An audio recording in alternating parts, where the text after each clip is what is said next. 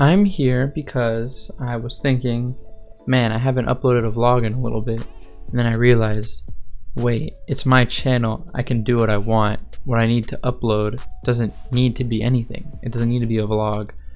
So I thought about it, and I was like, I'm gonna make a video where I'm just sitting here talking, and I think that it'd be really fun to do. So I thought, what's a good thing? I'm super passionate about music, and so there's a lot of good music this year, and I thought, why not make a video on my top 5 albums of the year?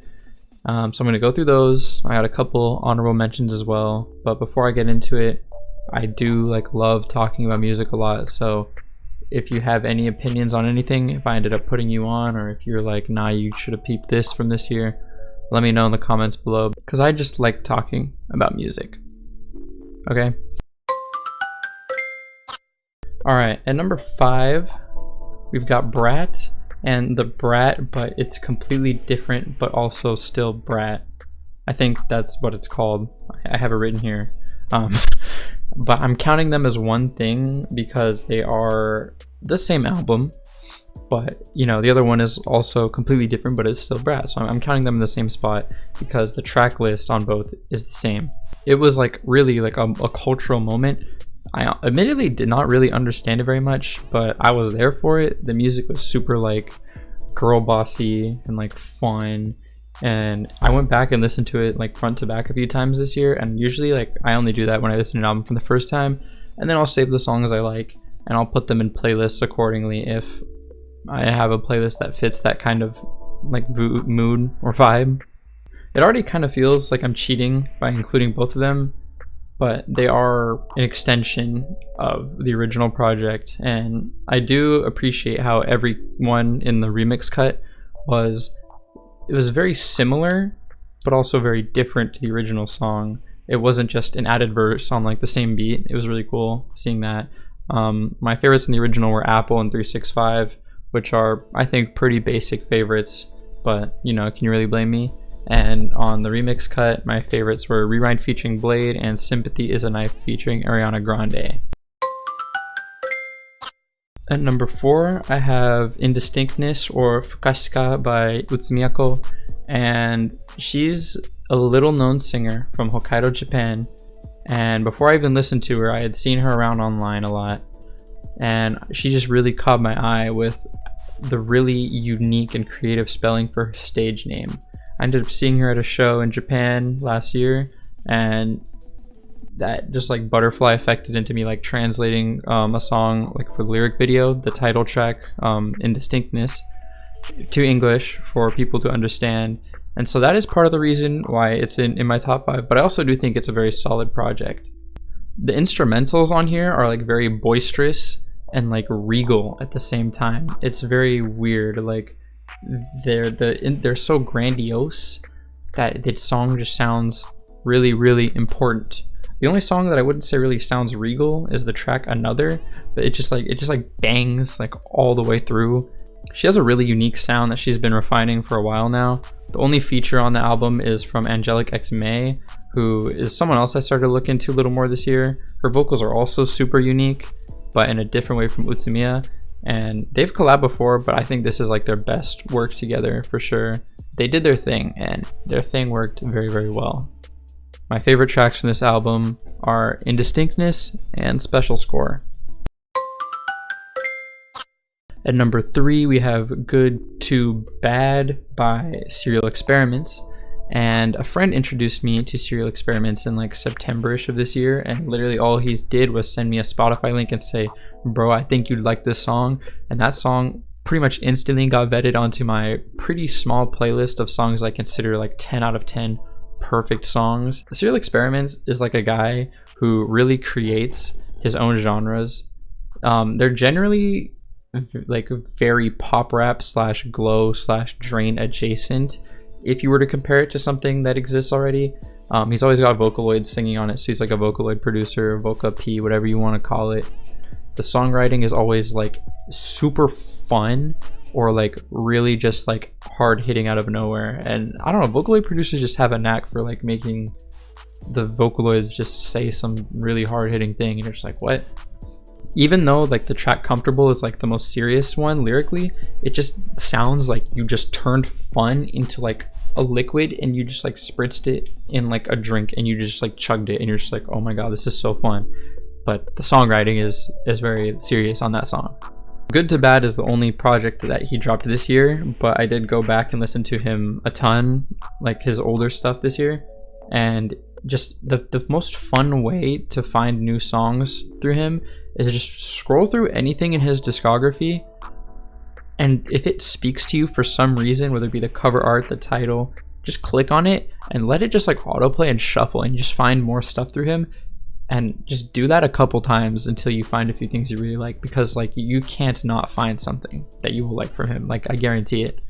But for Good to Bad, it was really just like so effortlessly fun that it just sounded like lackadaisical, which is like super like oxymoronic to say, but you'll know what I mean when you listen for sure. Serial Experiments is like undoubtedly one of like the most underrated musicians probably ever. I really like recommend that people listen to him.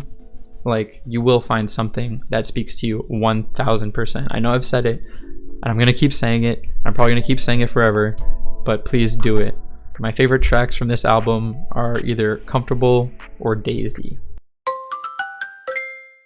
Number 2, we've got For the Rest of Your Life by Twikipedia.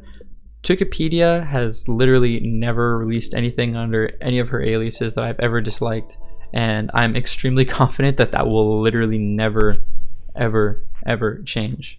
For the Rest of Your Life is an album that's moving a bit away from the sound that she originally gained like notoriety with, but there's still like a lot of remnants of that extremely effortless like early internet feel that's in a lot of her music in this album as well.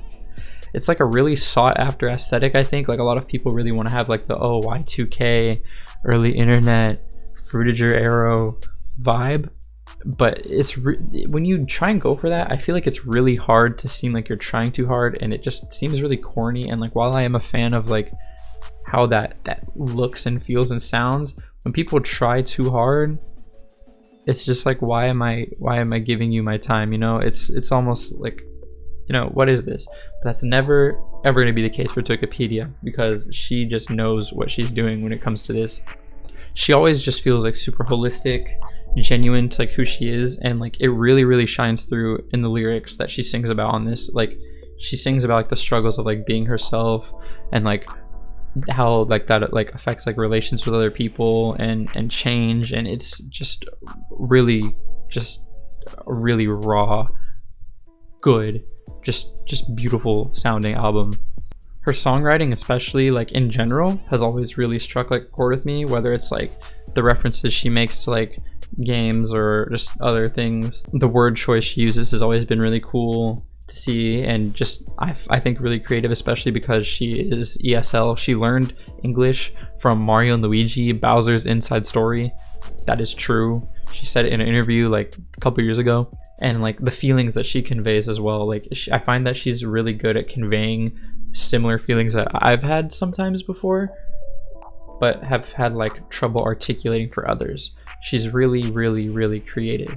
On For the Rest of Your Life, all of those except for the reference making is at like its high point for me, and like it's become more relatable. And I think the reason the reference making part isn't so high is because she purposely like is stepping away from that. She really wants to like make a statement for herself, it feels like, on this, that she's like growing and changing, and I don't necessarily want to say maturing musically, because, you know, she did do her thing and make like great stuff with these other like older projects, but she's doing something new that is more personal to her now, and I think that's really cool.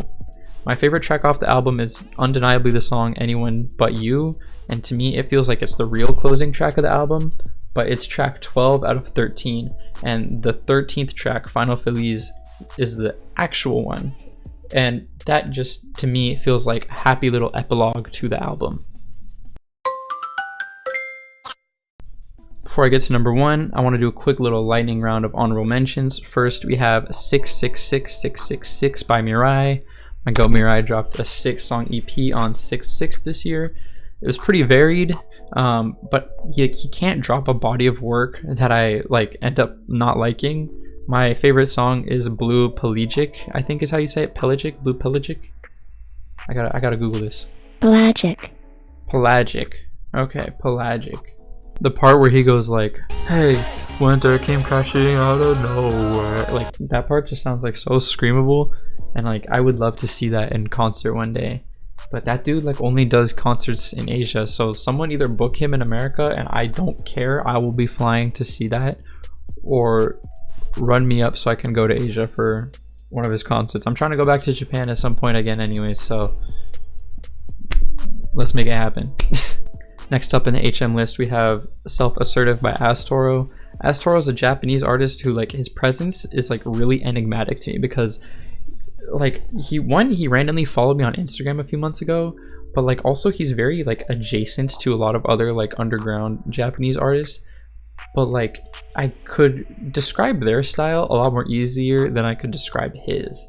Like he's very similar, but he's so different at the same time. Oh yeah, and also he posts on his Instagram story about the Grimace shake. But anyways, Self-Assertive was made entirely on his iPhone. I'm pretty sure he didn't even own a laptop until after it dropped. And the song Cure is one of the most beautiful songs I have heard in my entire life. Also instantly went on my 10 out of 10 list. He did drop it on SoundCloud, I believe late last year. But then he removed it for like a couple months and I was so like emo every day trying to look it up and find it. But I couldn't, and I was like, oh. But when he finally dropped it, I was like so happy. I was like, eee! Sitting on the floor, just like my headphones on, just like listening to it all day. It's beautiful, like by such a large margin. I think it is like sonically like one of like the coolest things I have ever heard. It's just so good. And lastly, on the honorable mentions, I got Smile by Porter Robinson. Porter Robinson has always been extremely hit or extremely miss for me, with like pretty much no in between. When he hits, it's just like, oh my god, this is like the most beautiful thing ever. And when he doesn't, it's just like, that was a song. But like, I don't have anything I dislike from him. So when it came to this newest album, the songs that hit were like just like a step above like anything he's ever made before, I feel like. But the songs that I didn't like were like okay, yeah, that was alright. So it's like he leveled up from like the hit or miss, either like home run or like bunt, you know. So it's pretty good, but because there are some songs that just don't really fit like my taste, it's in the HM section. The song that I think is the best by far is Mona Lisa. That song, so good. Please listen to that. Please listen to anything I've recommended, honestly. And number one, we got Cold Visions by Bladee. Bladee has been someone that I've always like very passively known about since like 2016-ish. But I never really went too out of my way to listen to him that much, like at least not in depth or like too seriously. If he was on, like I would listen to him. If people were telling me, hey, listen to this song with someone else from Drain Gang like Young Lean, Echo, I'd be like, okay, and I listen. And sometimes like I would like these songs. I would always give it a shot. But this year I just found myself like way more exposed to him due to like a lot of factors, and I eventually just went back and I listened to a lot of his albums on my own because I do a lot of walking and riding buses to get around. So I really just sat and listened to like a lot of Bladee albums. I could really feel like the time period they were made and released in the music like really well. Like I think they might be like some of like the better like music time capsules, if that makes any sense. But this time around I was ready for a Bladee drop when it happened. I was waiting for it, and when it came out, I don't think he even announced it. Like I was just like, oh, like man, I've been listening to a lot of Bladee. It'd be nice if you dropped an album. And then I don't know, boom, Cold Vision's out now, and I'm just like, what? And I listened to it, and I'm not saying I never got Bladee, but like I really get Bladee now. Like I really get it. And the album is like just over an hour long, which nowadays I would say is pretty long for an album. Like before I would say an hour-ish is like what you would expect from a lot of albums, but nowadays that feels like it's kind of long. And it was like great all the way through. Every song was like phenomenal. The features are great. You have 5 Young Lean features on the album, and usually like even if you see like 2 features by an artist on an album, I see people on Twitter like quoting the track list being like, oh, 2 of these, or like, you know, you only really see like one, maybe two from one person on an album. People are like, oh, at that point, why don't you make a collab one? But like with Drain Gang, it's like almost better the more features you see from like them on there. It's really cool. Like all the Youngween appearances are just like amazing. There's not really anything to complain about, and I can't really pick a favorite track either because it always is changing. Like when I first listened, it was either Lucky Luke or 1 Second. Later on, it was Other Side, and that one was my favorite for like probably like longer than the other ones, honestly. But right now, my favorite is probably Flatline. Bladee is like super diverse, and he displays it like extremely brilliantly on Cold Visions. He manages to keep like this really strong consistency while doing all these different styles as well. It's really interesting. And since I can't really pick like 1 or 2 favorite tracks, I'll say my favorite leg of the album is the 5-track run from Young Sherman to Fun Fact. That is the best part for sure. Alright, those were my top albums of 2024, my 5 plus 3 HMs. Just wanted to say I love talking about music again. I like posting music on my Instagram story. I'd be tweeting about music. If I'm ever streaming, come in there and just say anything about music. I'll probably start yapping for like an hour. Yeah, cool. Hope everyone has a happy holiday season. I'm recording this on Christmas Eve, so it's already over by the time this goes up. Hope it was good. Hope everyone has a nice year going into 2025. Hope to be more consistent with the videos and stuff then. But other than that, you know, hope everyone enjoyed their time listening to my music. Tell me about yours. Yeah. Oh, and I bought a Japanese pack of Pokemon cards, so shout out using code Lucas on Fortnite / the Epic Games Shop. I'm gonna open this in another video at some point. It's already been sitting here for like 2 weeks. Bye.